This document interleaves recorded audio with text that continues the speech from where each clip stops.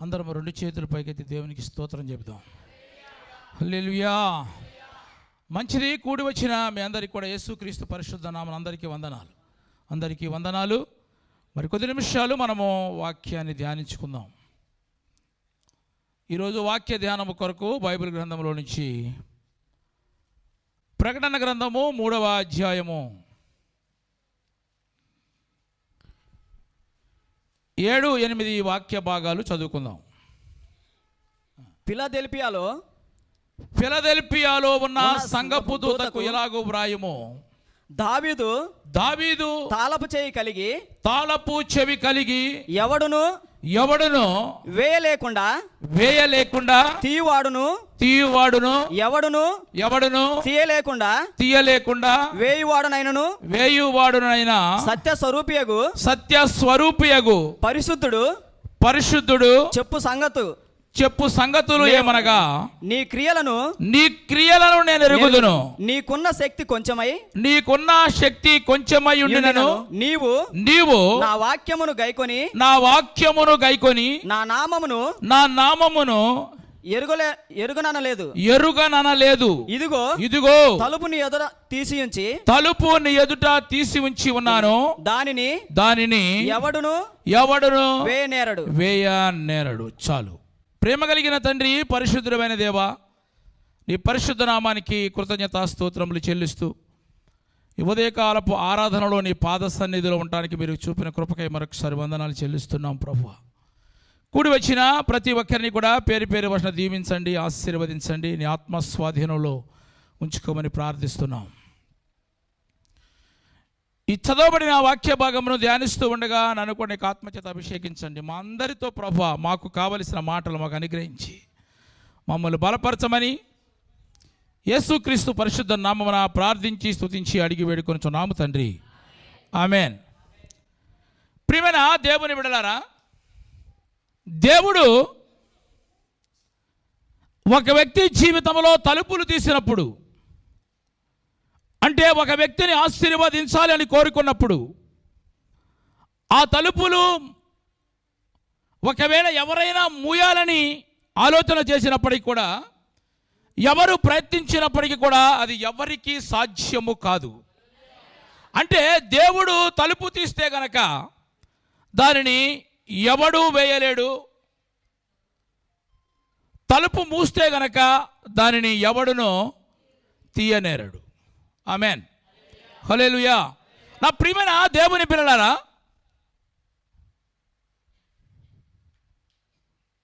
ఇప్పటి వరకు ఒకవేళ మన జీవితంలో అనేక మార్గాలు మూసివేయబడి ఆశీర్వాదాలు పొందుకోలేక, ఆదరణ కరువైపోయి, ఆరోగ్యమును పొందుకోలేక, సమృద్ధిని మనము కలిగి ఉండలేక, అన్ని వైపులా అన్ని రకాలుగా తలుపులు మూయబడి ఎటు వెళ్ళాలో ఏమి చేయాలో అర్థం కాని పరిస్థితుల్లో ఒకవేళ దేవుని సన్నిధికి వచ్చేవేమో, ప్రభు ఒకటే వాగ్దానం చేస్తున్నాడు. ఏమనంటే, ఇదిగో నీ ఎదుట నేను తలుపులు తీసి ఉంచి ఉన్నాను. ఆమెన్. దానిని ఎవడు కూడా వేయనేరడు. ఒకసారి చప్పటి కూడా దేవుని స్తోత్రం చెబుదాం. హల్లెలూయా. ఆయన సన్నిధిలో ఉన్న మీ కొరకు ఆయన తెరచిన తలుపులు మనం ఈరోజు చూడబోతున్నాం. ప్రభు మన కొరకు మార్గాలు తెరవబోతున్నాడు. దేవుడు ఆశీర్వదించ ప్రారంభిస్తే గనక దాన్ని ఎవ్వడు కూడా దాన్ని ఆపడం తరమ కాదు. కాబట్టి మనము ప్రతి విషయం వరకు మనం కలవరపడవలసిన అవసరం లేదు. ఎవరో నాకు రావాల్సిన ఆశీర్వాదాలు అడ్డుకుంటున్నారు, ఇదిగో వాళ్ళ వల్లనే నా ఆశీర్వాదాలు ఆగిపోతున్నాయి అని నీవు కలవరము చెందవలసిన అవసరం లేదు. కాబట్టి నా ప్రియమైన దేవుని సంగమా, ఈ మాటలు ఎవరితో చెబుతున్నా అంటే ఫిలదెల్ఫియా సంఘముతో మాట్లాడుతున్నాడు. దైవజనుడైన యోహాను ప్రభు యొక్క సేవలో ఉండగా పలు విధమైన ఆటంకాలు, ఆయనను చంపాలని ఎన్నో ప్రయత్నాలు చేశారు. కాగుచున్న నూనెలో కూడా పడవేశారు. అయినప్పటికీ కూడా తన దేహానికి ఎటువంటి హాని కూడా కలగలేదు. అలాంటి పరిస్థితుల్లో పలు విధమైన శోధనలు, శ్రమలు సంభవించినప్పటికీ కూడా ఆ ప్రభుత్వము కూడా యోహాను గారిని ఏమీ చేయలేక చివరికి పద్మాసు దీవిలో వదిలిపెట్టారు. ఆమెన్. అక్కడ చాలామంది ఖైదీలు ఉన్నారు. అక్కడ యోహాను గారు అక్కడ ఉంటూ ప్రభు సన్నిధిలో ప్రార్థిస్తూ ఉంటే గనక పరిశుద్ధాత్ముడు యోహానును దర్శించినప్పుడు ఆత్మపూర్ణులై ప్రకటన గ్రంథాన్ని వ్రాశాడు. అంటే ఇక్కడ దైవ దర్శనం పొంది ఈ ప్రకటన గ్రంథాన్ని వ్రాశాడు. ఆమేన్, హల్లెలూయా. అయితే దేవుడు 7 సంఘములకు పరిమితమైన విషయములను ఇక్కడ తెలియజేస్తున్నాడు. ఈ ప్రకటన గ్రంథంలో 7 సంఘములకు పరిమితమైన హెచ్చరికలు తెలియజేస్తూ ఉన్నాడు. యోహాను గారు దైవ దర్శనం పొంది ఆయన ఆ సంఘములకు వర్తమానములను పంపిస్తే తద్వారా ఆయన పంపించిన వర్తమానముల ద్వారా ఆ సంఘములు బలపడినట్లుగా వాక్యములో కొన్ని విషయాలు మనం గమనించవచ్చు. ఇలా 7 సంఘములకు వ్రాస్తూ ఫిలదెల్ఫియా సంఘమున దగ్గరకు వచ్చేప్పటికీ దేవుడు ఆ సంఘముతో మాట్లాడుతూ ఎలా మాట్లాడుతున్నాడంటే ఎంతో ప్రేమగా మాట్లాడుతున్నాడు. ఎంతో ఆప్యాయతగా కనపరిచినట్లుగా, ఎంతో ఆయన అభిమానాన్ని చూపించినట్లుగా అక్కడ మాట్లాడుతున్నట్టుగా మనము ఆ వాక్యములో మనం గమనించవచ్చు. అయితే అన్ని సంఘములలో ఉన్న లోపాల గురించి మాట్లాడుతూ వచ్చి ఇక్కడ ఈ సంఘము దగ్గరకు వచ్చేటప్పటికి ఈ ఫిలదెల్ఫియా సంఘము గురించి అది ఆయన మాట్లాడుతూ ప్రేమతో మాట్లాడుతున్నాడు. అంటే గనక ఇక్కడ ఫిలదెల్ఫియా సంఘముతో ప్రేమతో మాట్లాడడానికి ఆ సంఘములో ఉన్న ప్రత్యేకతలేంటి, ఆ సంఘములో ఉన్న ప్రత్యేకమైన లక్షణాలేంటి మాట్లాడుతూ ఈ చిన్న సంఘమును చూసి చాలామంది కూడా చిన్న సంఘం అది, దాని శక్తి కొంచెమే. ఒకవేళ చిన్న సంఘాలను చూసి చాలామంది కూడా ఏం చేస్తారంటే వీళ్ళు చిన్న సంఘం అండి, మాది పెద్ద సంఘము అని సులకనగా చూసేవాళ్ళు చాలామంది ఉంటారు. వీళ్ళు ఏం చేస్తారు దేవుని కొరకు, వీళ్ళు ఏం చేయలేరు, మేమైతే కనుక అక్కడ అది చేస్తాం ఇక్కడ ఇది చేస్తామని చెప్పుకునే వాళ్ళు చాలామంది ఉంటారు. కానీ ఇది చాలా చిన్న సంఘము, దాని శక్తి చాలా కొంచెమైనది అయినప్పటికీ కూడా ఆ సంఘమును చూస్తూ, ఆ ఫిలదెల్ఫియా సంఘమును చూస్తూ ఇక్కడ ప్రభు ప్రేమతో మాట్లాడుతున్నాడు. ఏమని మాట్లాడుతున్నాడు అంటే నీ ఎదుట ఇక తలుపులు తీసి ఉంచి ఉన్నాను. ఆమేన్, హల్లెలూయా. ఇలా అనడానికి ఆ సంఘంలో ఉన్న ప్రత్యేకమైన లక్షణాలు ఏంటి? అయితే నా ప్రియమైన దేవుని బిడ్డలారా, మన జీవితంలో కూడా ఆయన ఆశీర్వాదపు తలుపులు తెరవాలనుకుంటున్నాడు. ఆశీర్వాదపు తలుపులు తెరవాలంటే ఆ చిన్న సంఘమును కూడా చూస్తూ ఆయన మాట్లాడుతున్న మాట, ఇదిగో నీ ఎదురు నేను తలుపులు తెరిచి ఉంచి ఉన్నాను, దానిని ఎవ్వడు కూడా వేయలేడు. ఆమేన్, హల్లెలూయా. అంటే నేను తెరిచిన తలుపులు ఎవరు వేయటం సాధ్యము కాదు, నేను మూసిన తలుపులు కూడా ఎవరు వేయటం కూడా, ఎవరు తెరవటం కూడా సాధ్యము కాదు. ఆమేన్, హల్లెలూయా. 3.5 సంవత్సరములో వర్షం ఆగిపోయింది. మరలా దేవుడు కార్యము చేస్తేనే అది జరిగింది. అది దేవుడు మూస్తేనే ఆగిపోయింది, దేవుడు తెరిస్తేనే వర్షాలు పడినాయి. హన్నా గర్భాన్ని దేవుడు తెరిస్తేనే పిల్లలు పుట్టారు. ఆమేన్, స్తోత్రం చెప్పండి. అంటే ఆయన తెరిస్తే గనక నీ ఎదుట ఎవరి కూడా ఆశీర్వాదం ఎవరు కూడా ఆపలే. చెప్పడం కూడా దేవుని స్తోత్రం చెప్దాం. అయితే నా ప్రియమైన దేవుని సంగతి ఈరోజు మీతో చెప్పాలనుకున్న మాట ఏంటంటే, ఇక మన జీవితంలో కూడా ఆయన ఆశీర్వాదపు తలుపులు తెరవాలనుకున్న నూతన సంవత్సరం ప్రారంభంలోనే. అయితే మనం ఆశీర్వాదపు తలుపులు తెరవాలి అనుకుంటే కనుక, ఆశీర్వాదాలు పొందుకోవాలంటే అనుకుంటే కనుక ఈ సంఘంలో లక్షణాలు ఏంటి, మనకు ఎటువంటి లక్షణాలు కావాలి, కొన్ని విషయాలు మనం ఈరోజు వాక్యం నుంచి మనం ధ్యానిద్దాం.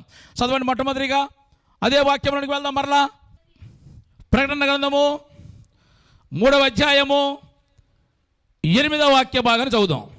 నీ క్రియలను నేను ఎరుగుదును, నీకున్న శక్తి కొంచెమై ఉండినను నీవు నా వాక్యము గైకొని నా నామమును ఎరుగనలేదు. స్తోత్రం చెబుదాం. హల్లెలూయా. మొట్టమొదటిగా ప్రియమైన దేవుని బిడ్డలారా, మన జీవితంలో ఆశీర్వాదపు తలుపులు దేవుడు తెరవాలి. ఆ తెలిసిన ఆశీర్వాదములు మనము సమృద్ధికరంగా మనం అనుభవించాలంటే కనుక ఈ ఫిలదెల్ఫియా సంఘము అంటే ఫిలదెల్ఫియా అంటే అర్థం ఏంటంటే సహోదర ప్రేమ. అంటే ఈ సంఘము ముందు లేకపోతే మన ఎదుట దేవుడు తలుపులు తెరవాలి అంటే గనక ఈ సంఘము చిన్నదే, దానికి ఉన్న బలము చాలా కొంచెమే, అయినప్పటికీ కూడా ఆ సంఘములో సహోదర ప్రేమ ఉంది. చప్పటి కూడా దేవుని స్తోత్రం చెప్దాం. హల్లెలూయా. అంటే దేవుడు నిన్ను ఆశీర్వదించలేకపోవడానికి గల కారణం ఏంటి? దేవుడు నిన్ను దీవించలేకపోవడానికి గల కారణం ఏంటి? ఎప్పుడైనా సరే ఆలోచించావా? ఎందుకు నా కుటుంబాన్ని దేవుడు ఆశీర్వదించట్లేదు? ఎందుకు నా సంఘమును దేవుడు ఆశీర్వదించట్లేదు? ఎందుకు నా జీవితం ఎప్పుడు కూడా ఇలాగే మోడిబారిపోయిన అనుభవంలో ఎందుకు ఉంటుంది? ఏనాడైనా సరే నువ్వు ఆలోచించగలిగేవా? నీలో సహోదర ప్రేమ ఉందా? నిన్ను వలె నీ పొరుగు వారిని ప్రేమించమని యేసు ప్రభువు చెప్పిన రెండవ ఆజ్ఞ నువ్వు పాటిస్తున్నావా? నీకు కనబడే మనుషుని ప్రేమించనిదే నువ్వు దేవుని ఎలా ప్రేమిస్తావు అన్న మాటను ఎప్పుడైనా జ్ఞాపకం చేసుకున్నావా? రోమీయులకు రాసిన పత్రిక 12వ అధ్యాయము 9వ వాక్య భాగాన్ని మనం చదువుకుందాం. మీ ప్రేమ నిష్కపటమైనదే ఉండవలెను. చెడ్డ దానిని అసహించుకొని మంచి దానిని హత్తుకొని ఉండుడి. సహోదర ప్రేమ విషయములు జాగ్రత్తగా వినాలి.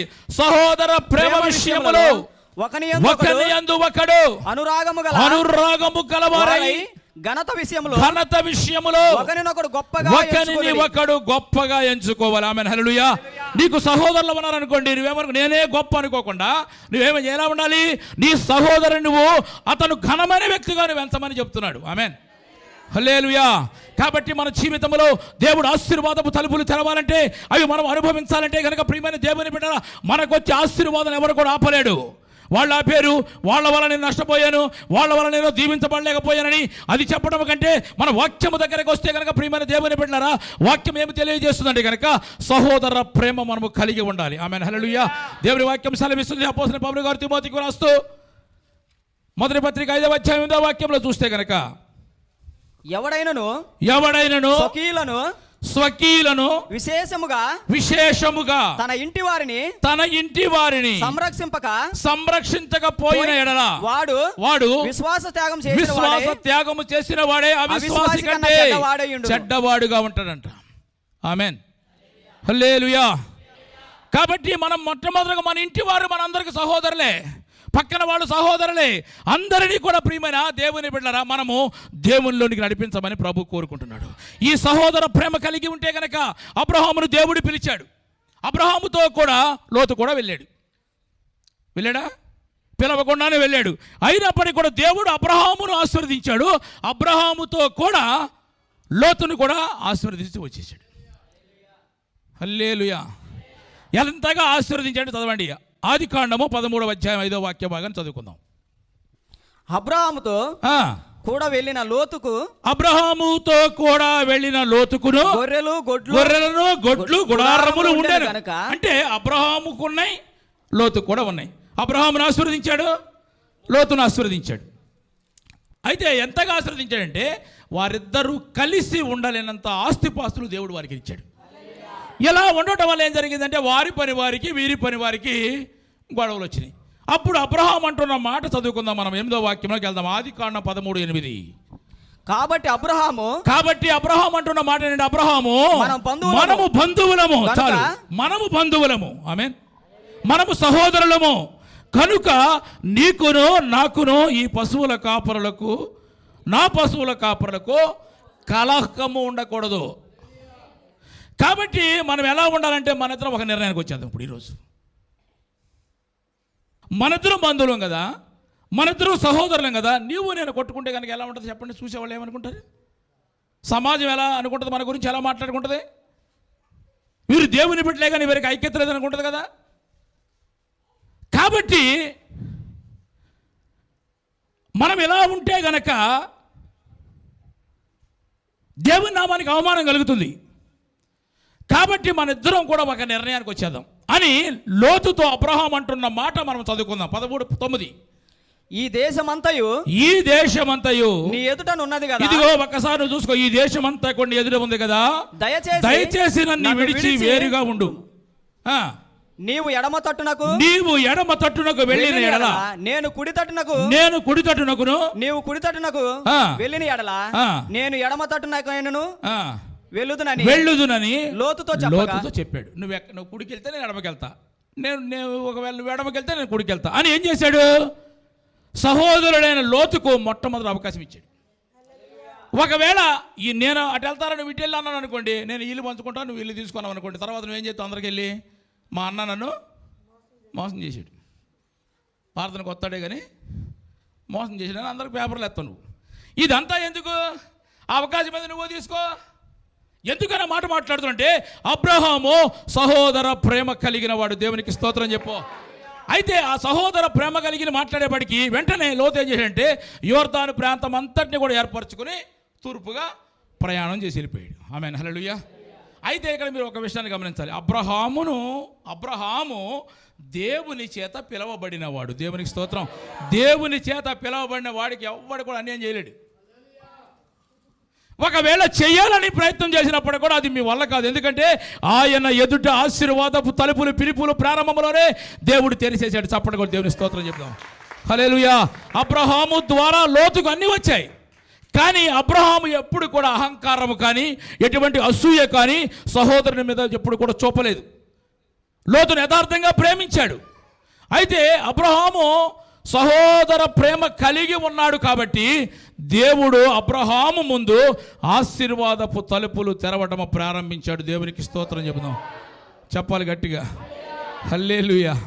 ఎలా తెరిచాడు చదవండి. కిందకి వెళ్దాం. మరొక మాట 14వ వాక్యం 13-14 ఆదికాండము 13వ అధ్యాయం 14వ వాక్యం.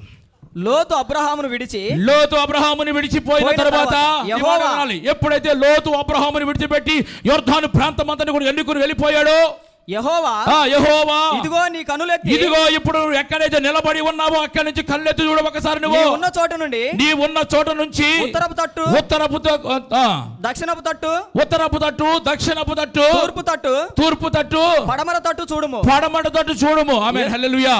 ఇప్పుడు ఏమన్నాడంటే దేవుడు అబ్రహాముతో, నువ్వేం పెద్ద నీ సహోదరుడు వెళ్ళిపోయాడు, నువ్వేం పెద్ద టెన్షన్ పడ మాకు రాములు బెదరు, ఏం టెన్షన్ పడద్దు, నువ్వు ధైర్యంగా ఉండు, ఎందుకని పిలిచిన వాడిని నేను. దేవునికి స్తోత్రం చెప్పు. నీవు ధైర్యంగా ఉండు. నీవు ఎక్కడైతే నిలిచి ఉన్నావో అక్కడి నుంచి నువ్వు ఉత్తరపు దిక్కు, దక్షిణపు దిక్కు, తూర్పు దిక్కు, పడమర దిక్కు చూడమన్నాడు. ఈయన అడుగుంటాడు, ఎందుకు ప్రభు అని.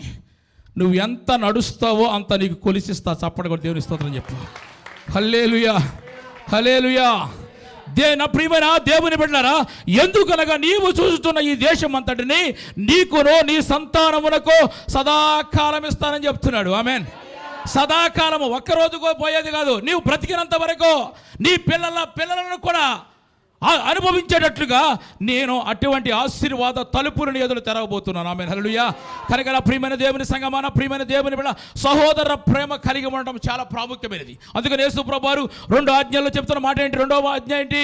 నిన్ను వలె నీ పొరుగు వారిని ప్రేమించము. నిన్ను వలె నీ పొరుగు వారిని ప్రేమించాలి, నీ సహోదరుని ప్రేమించాలి. కాబట్టి ప్రియమైన దేవుని బిడ్డ, మనకు తెలిసిన సహోదరులు ఎందరో అగ్నిగుండంలో కాలిపోవడానికి సిద్ధంగా ఉన్నవారు చాలామంది ఉన్నారు, లేరంటారా? మరి అందరిని అగ్నిలో నుంచి జీవంలోనికి దాటించవలసిన బాధ్యత ఎవరిదే? నాదే అని చెప్పాలి మీరు. నాదే, మనదే అనేప్పటికీ మీరు అందరూ సరైన కవర్ చేసేసింది మాట అనేసి. ఆమేన్, హల్లెలూయా, హల్లెలూయా. సహోదర ప్రేమ చాలా ప్రాముఖ్యమైనది కదా. సహోదర ప్రేమ కలిగిన సంఘము ఫిలదెల్ఫియా సంఘము. ఆ సంఘముతో ప్రభు మాట్లాడుతున్నాడు, ప్రేమగా మాట్లాడుతున్నాడు. నీ క్రియలు నాకు తెలుసు, నీ శక్తి చాలా కొంచెమై ఉన్నదే. పెద్ద కార్యాలయం చేయలేము, ఏదో ప్రార్థన పెడతాం అంతే తప్ప ఎక్కువ దేవుని కొరకు కార్యాలు చేయలేము. కాబట్టి ఆ ప్రార్థన ద్వారా నీ కార్యాలు చేస్తానన్నాడు. దేవుని స్తోత్రం చెప్పు. నీ ఎదుట నేను తలుపు తెరిచి ఉంచి ఉన్నాను. ఆమేన్, హల్లెలూయా, హల్లెలూయా. కాబట్టి ప్రియమైన దేవుని బిడ్డ, అబ్రహామును లోతు విడిచి వెళ్ళిపోయిన తర్వాత దేవుడు అబ్రహాము ఎదుట తలుపులు తెరవడం ప్రారంభించాడు. ఎందుకంటే అబ్రహాము సహోదర ప్రేమ కలిగిన వాడు. ఆమేన్, హల్లెలూయా. కాబట్టి మనము కూడా సహోదర ప్రేమ కలిగి ఉంటే గనక, ఎంతవరకు సహోదర ప్రేమ అంటే ఎంతవరకు మన ఇంటి వాళ్ళని, మన అన్నదమ్ముల్ని, మన అక్క చెల్లెలే గుర్తొస్తారు మనకి. ఆమె నేను బాగానే ఉన్నాను కదా అనుకుంటాను. నీ పక్కన చాలామంది ఉన్నారు, నీ చుట్టుపక్కల చాలామంది ఉన్నారు కదా. వీళ్ళందరినీ నువ్వు ప్రేమించగలిగితే, వీళ్ళందరినీ దేవుళ్ళు నడిపించగలిగితే, వీళ్ళందరిలో భారము కలిగి ఉండగలిగితే కనుక, సువార్త ప్రకటించవలసిన భారము నా మీద మోపబడి ఉన్నది. అయ్యో, సువార్త ప్రకటించకపోయిన ఎడ నాకు ఆశ బ్రదర్, నాకు శ్రమ. స్తోత్రం చెప్పాలి. ఎవరికి శ్రమ? ఎవరు ప్రకటించకపోతే వారికి శ్రమ. ఆమేన్, హల్లెలూయా. కాబట్టి ఈ భారము మనందరి మీద మోపబడి ఉంది. నూతన సంవత్సరంలో ఒకసారి దేవుని స్తోత్రం చెప్పు. కాబట్టి ఈ పని మీద మనం ముందుకు వెళితే గనక దేవుడు మన ఎదుట తలుపులు తెరవడానికి ఆయన ఎదురు చూస్తూ ఉన్నాడు. ఆమేన్, హల్లెలూయా. ఆ కార్యములు ఈ సంవత్సరంలో మనం అందరం కూడా చూడాలి. ఆమేన్. మొట్టమొదటిగా ఈ సంఘములో ఉన్న అనుభవం ఏంటంటే సహోదర ప్రేమ కలిగిన సంఘము. ఆమేన్. అది చాలా చిన్న సంఘము. ఎవరైతే సహోదర ప్రేమ కలిగి ఉంటారో వారిని దేవుడు ఖచ్చితంగా ఆశీర్వదిస్తాడు, ఆశీర్వాదపు తలుపులు తెరుస్తాడు. రెండవదిగా మరొక మాట చదవండి, ప్రకటన గ్రంథం 3వ అధ్యాయం 8వ వాక్యం. నీ క్రియలను నేను ఎరుగుదును, నీకున్న శక్తి కొంచెమై ఉండునను, నీవు నా వాక్యము గైకొని. చాలు, నీవు నా వాక్యమును గైకొన్న సంఘం అన్నమాట. ఆమేన్, హల్లెలూయా. ఈ రోజు మనం అందరము కూడా ఇక్కడ ఎందుకు కూడి ఉన్నాం చెప్పండి? ఇంతవరకు ఆరాధన చేసాం, పాటలు పాడాం, అన్నీ అయిపోయినాయి. ఇప్పుడు ఎందుకు కూర్చున్నాం? అయిపోయి వెళ్ళిపోవచ్చు కదా మీరు. వాక్యము కొరకు మనందరం కూడా ఇక్కడ కూడి ఉన్నాం. ఆమేన్. అంటే వాక్యం వింటున్నాం అంటే ఇంత వాక్యం వింటున్నప్పటికీ కూడా మన జీవితాల్లో ఎందుకు ఆశీర్వాదాలు పొందుకోవట్లేదు మనం? నేను వాక్యం వింటున్నాను, ప్రతి ఆదివారం వారం వారం కార్యక్రమాలకు వస్తున్న వాక్యం వింటున్నాను, ఎందుకు నేను జీవించబడట్లేదు అని ఎప్పుడైనా ఆలోచించావా? ఆలోచిస్తే కనుక నీకు అసలు విషయం నీకు తేటపరచబడుతుంది. ఆమేన్, హల్లెలూయా. అంటే ఏంటి? వాక్యం వింటున్నామే కానీ వాక్యానుసారముగా ఒకవేళ ప్రవర్తించలేదేమో. ఇందాక ప్రేమ సిస్టర్ ప్రార్థన చేస్తూ అంటుంది, నేను తిట్టట్లేదు, నువ్వేమో టెన్షన్ పడ, స్తోత్రం చెప్పు. వాక్యానుసారంగా మనం ప్రవర్తించేట్టుగా చేయమని. వాక్యం వింటున్నాము అంటే ఎవరైతే వాక్యం వింటున్నారో మంచిదే, కానీ వాక్యానుసారముగా ఎవరైతే ప్రవర్తిస్తారో వారి ఎదుట దేవుడు తలుపులు తెరుస్తాడు. వింటున్న వారు చాలామంది ఉంటారు కదా, అందరూ అంటారు వాక్యం, కానీ వాక్యానుసారంగా మనము జీవించాలి. వాక్యానుసారంగా ప్రవర్తిస్తున్న సంఘం ఇది, చిన్న సంఘమే ఇది, దాని శక్తి కొంచెమే ఉంది. నీ క్రియలు నేను ఎరుగుదును. నువ్వు ఎలాంటి వ్యక్తివో, ఎలాంటి సంఘానివో, ఎలాంటి ఆత్మీయమైన బిడ్డవో నాకు తెలుసు. కాబట్టి నీ ఎదుట నేను తలుపులు తెరవాలనుకుంటున్నాను. వచ్చి వెళుతున్నావే కానీ, వాక్యం వింటున్నావే కానీ, వాక్యం నీ హృదయంలో తీసుకోవట్లేదు నువ్వు. అందుకని దేవుని వాక్యం సెలవిస్తుంది. యాకోబు రాసిన పత్రిక 1వ అధ్యాయము 22వ వాక్య భాగాన్ని మనం చదువుకుందాం. 1:22.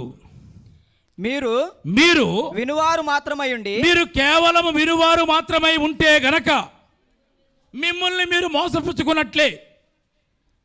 అలా ఉండకుండా మీరు ఎలా ఉండాలంటే మీరు వాక్య ప్రకారము ప్రవర్తించు వారినై మీరు ఉండండి. ఆమేన్, హల్లెలూయా. వాక్యం ప్రకారంగా ప్రవర్తించాలి. వాక్యం ఏం చెప్తుంది? చాలా చెప్తుంది మనకు కదా. ప్రతిరోజు కూడా వాక్యంతో మనం ప్రభు మాట్లాడుతూ ఆ వాక్యంతో ప్రభువు నీతో మాట్లాడినప్పుడు వెంటనే మన జీవితాలను మనం సరి చేసుకోవాలి. చెప్తే బాగుండేది గట్టిగా, లేకపోతే సైలెంట్గా ఉంటే మంచిది. హల్లెలూయా, హల్లెలూయా. ప్రభు మనల్ని హెచ్చరిస్తున్నప్పుడు కదా, యేసు ప్రభు వారి విత్తనం గురించి మాట్లాడుతూ మంచి నేలబడిన విత్తనముల గురించి మాట్లాడుతూ ఏం చెప్తాడు? అది 30 అంతలుగా 60 అంతలుగా ఎందుకు ఫలించాయి అంటే కనుక చెప్తున్న మాట ఏంటంటే మంచి నేల నుండి వారు ఎవరనగా అంటాడు. లూకా సువార్త 8వ అధ్యాయం 15వ వాక్యం రాయబడిన మాట అనమాట. మంచి నేల నుండి వారు ఎవరనగా యోగ్యమైన మంచి మనసుతో వాక్యం వినేవారు, అంత మాత్రమే కాకుండా దానిని అవలంబించినప్పుడు ఓపికతో వారు ఫలిస్తారంటాడు. అవలంబించాలి. వాక్యం వింటాం, చాలా వాక్యాలు అంటాం, ఎక్కడ పడితే ఒక వాక్యాలు దొరుకుతుంది ఇప్పుడు యూట్యూబ్లో కదా. అవన్నీ పట్టుకుని మనం తిరిగితే కుదరదు, వాక్యాన్ని పట్టుకుని తిరిగితే కుదరదు. వాక్యం ప్రకారముగా మనం ప్రవర్తించగలిగితే ఈ సంఘము చాలా చిన్నదే, దాని శక్తి చాలా కొంచెమే, అయినప్పటికీ కూడా వాక్యమును అనుసరించుతున్న సంఘము. ఆమేన్, హల్లెలూయా. కాబట్టి ఎవరైతే వాక్యము అనుసరించి నడుస్తారో, వాక్యం ఏమి చెబుతుందో అది చేయగలుగుతారో వారి కుటుంబాలు ఆశీర్వాదకరంగా ఉంటాయి. సమూయేలు సౌలుతో ఒక మాట మాట్లాడుతున్నాడు. చదవండి, సమూయేలు మొదటి గ్రంథము 13వ అధ్యాయము 13వ వచనం. అందుకు సమూయేలు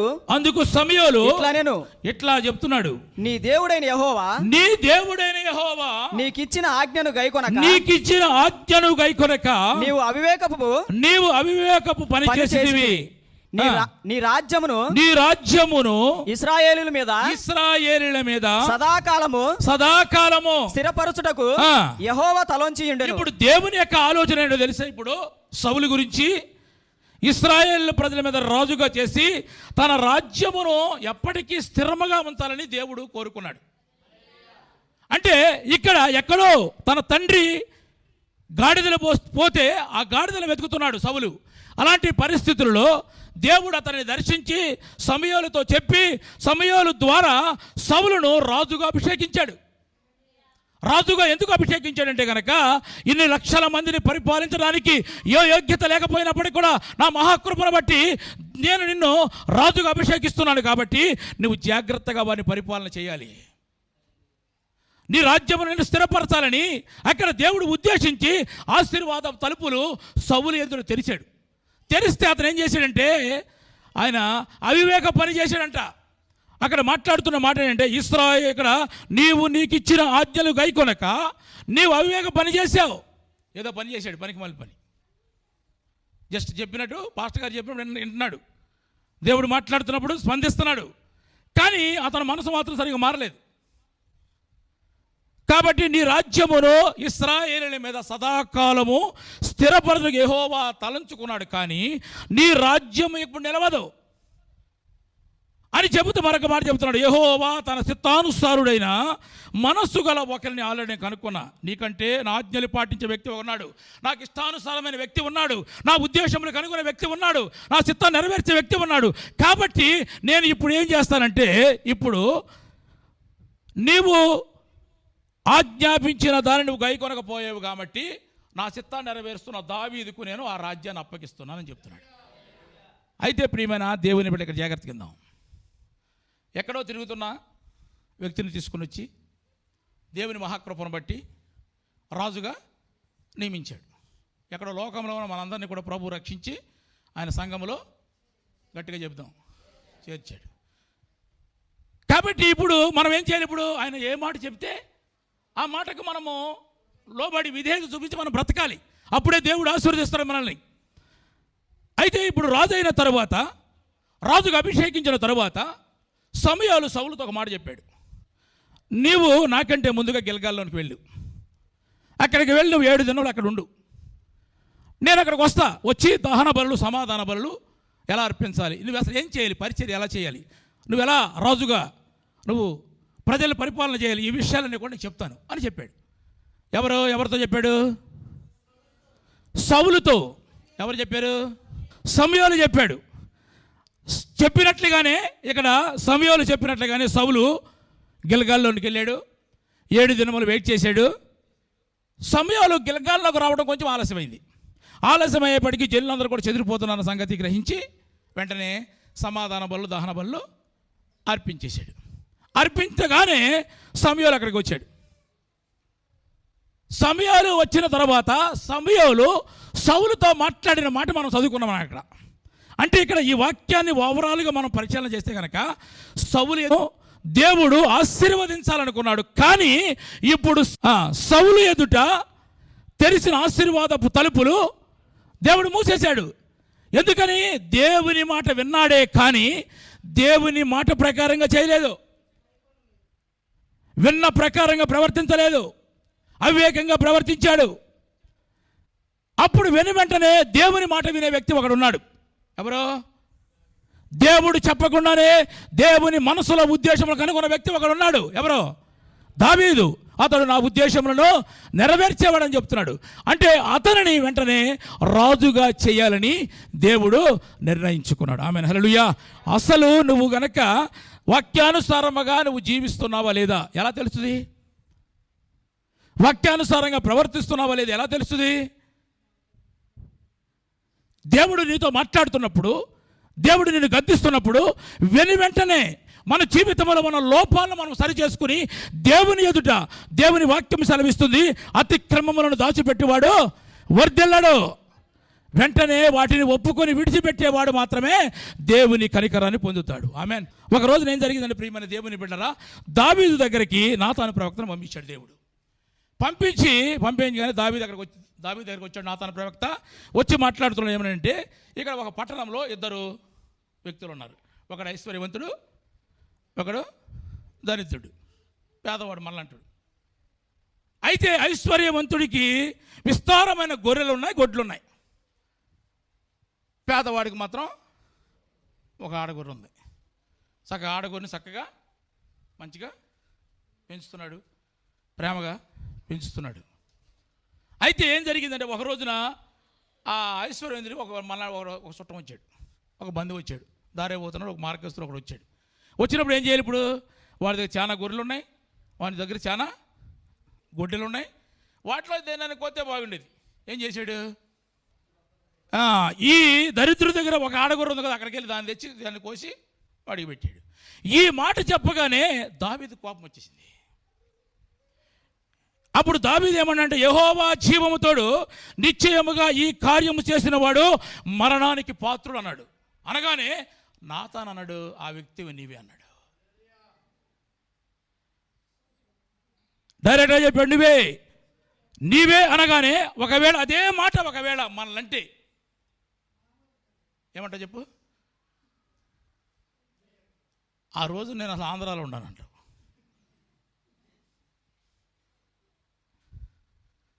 నేను లేను, నా డ్రెస్ వేరే వేసుకొచ్చుంటానేమో. రకరకాలుగా మనము ఒకవేళ వంకలు చెప్పి తప్పించుకునే ప్రయత్నం చేస్తాం. కానీ వెంటనే ఏమన్నాడు చదవండి, ఆ మాట మనం చదువుకుందాం. సమయాలు 2వ గ్రంథము 12వ అధ్యాయం 7వ వాక్య భాగాన్ని చదువుకుందాం. నాతాను దావీదును చూసి ఆ మనుషుడవు నీవే చాలు, ఆ మనుషుడవు నీవే అనగానే వెంటనే ఒప్పుకున్నాడు. ఒప్పుకుని 13వ వాక్యంలోకి వెళ్తే ఏం చెప్తున్నాడంటే, నేను పాపము చేసి తిని. ఆమేన్. ఎవరు చెప్పగలుగుతారు ఈ మాట? వాక్యమునకు విధేయత చూపించేవాళ్ళు, దేవుని చేత ఆశీర్వాదములు పొందుకోవాలనుకున్న వాళ్ళు, అతిక్రమములను దాచిపెట్టకుండా ఆయన ఒప్పుకుని ఒప్పుకుంటే కనుక దేవుని కనికరాన్ని మనం పొందుకోగలుగుతాం. ఆమేన్. హల్లెలూయా. నేను పాపము చేసి తిని అని దావీదుతో అనగానే అప్పుడు అంటున్న మాట అంటే, నీవు చావకుండునట్లు యెహోవా నీ పాపమును పరిహరించాను. ఆమేన్. హల్లెలూయా. దేవుని కనికరాన్ని పొందుకున్నాడు. అక్కడ సౌలు ముందు ఆశీర్వాదపు తలుపులు మూసేశాడు, ఎందుకంటే చెప్పినట్లుగా చేయలేదు. ఇక్కడ దావీదు ఇంకా రాజు కాలేదు అక్కడికి. కానీ రాజు ఉండగానే దావీదును దేవుడు రాజుగా తన హృదయంలో స్థిరపరచుకున్నాడు. కాబట్టి ప్రియమైన దేవుని బిడ్డలారా, మన కుటుంబాలు ఆశీర్వాదకరంగా ఉండాలంటే సహోదర ప్రేమ కలిగి ఉంటున్నా మంచిదే, అనేకులు దేవుని నడిపిస్తున్నా మంచిదే, నీ కుటుంబంలో వస్తున్నదని కూడా నువ్వు ప్రేమిస్తున్నా మంచిదే, సంఘంలోకి వస్తున్న ప్రతి ఒక్కరిని కూడా నువ్వు హక్కులు చేర్చుకుంటున్నావు, ఆదరిస్తున్నా మంచిదే. కానీ వింటున్న వాక్యానుసారంగా నువ్వు ప్రవర్తిస్తున్నావు అనేది ఒకసారి మనం ఆలోచించాలి. కానీ ఇక్కడ సౌలు మాత్రము నా తప్పైందని ఒక మాట కూడా మాట్లాడతారా. ఏం చెప్తున్నాడు తెలుసా సభలు? ఏం చెప్తున్నాడు అక్కడ? సమూయేలు మొదటి గ్రంథము 13వ అధ్యాయము 8 నుంచి 12 చదివితే కనుక అర్థమవుతుందంటే, అయ్యా నువ్వు చెప్పినట్లుగా నేను గెలగాలని వచ్చిన తర్వాత అక్కడ నువ్వు రావటం ఆలస్యమైంది కదా, నువ్వు రావడం ఆలస్యమైంది కాబట్టి జిల్లందరూ కూడా చెదిరిపోతున్నారు. ఆల్రెడీ ఫిలిష్తీయులందరూ కూడా మిక్మషులో వాళ్ళందరూ కూడా కూడి ఉన్నారు.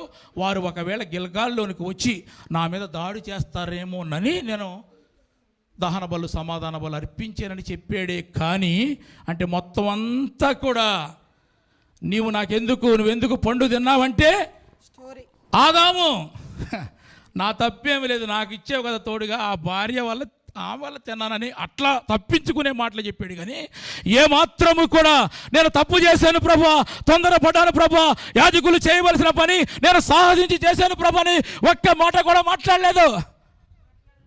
మాట్లాడి ఉంటే గనక దావీదును నన్ను క్షమించిన దేవుడు సౌలును క్షమించలేడా? స్తోత్రం చెప్పు. ఆమేన్. హల్లెలూయా, హల్లెలూయా. ఎంతవరకు ఫుట్బాల్ లాగా తోసేయటం వీళ్ళ మరొకరి మీద, నా తప్పేమీ లేదు కదా అన్నట్టుగానే మాట్లాడాడు. కాబట్టి నా ప్రియమైన దేవుని సంఘం, మన ఎదుట దేవుడు తలుపులు తెరిచి ఉంచాలంటే మొట్టమొదటిగా సహోదర ప్రేమ, రెండవదిగా వాక్యం వింటున్నాం. మనము వాక్యం వినేవారిగా ఉంటే కనుక మనల్ని మనం మోసపించుకుంటాం.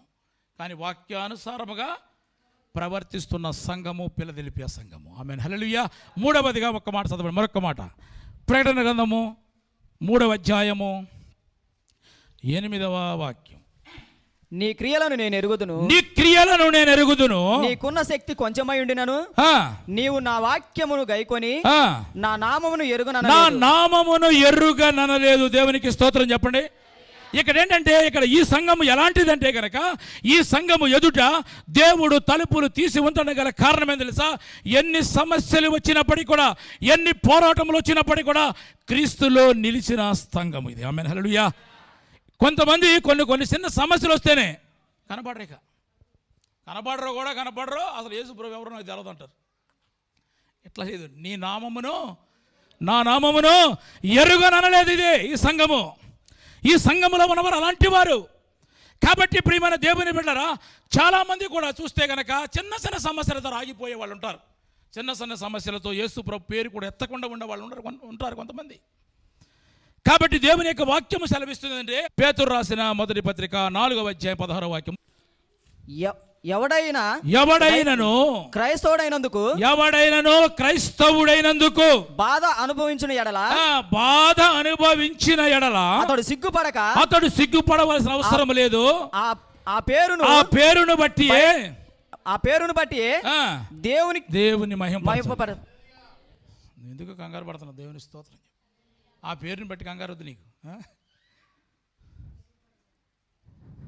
ప్రియమైన దేవుని బిడ్డలారా, ఇక్కడ రాయబడిన ఎవడైనాను క్రైస్తవుడైనందుకు, యేసు ప్రభు వారు కానీ ఎవరైనా సరే యేసు క్రీస్తు నమ్ముకోమని కానీ జాన్సన్ పాల్, మీకు అన్ని ఆశీర్వాదాలు వస్తాయి. నువ్వు ఎగ్జామ్ చదవకపోయినా 10th పాస్ అయిపోతావని చెప్పాడా?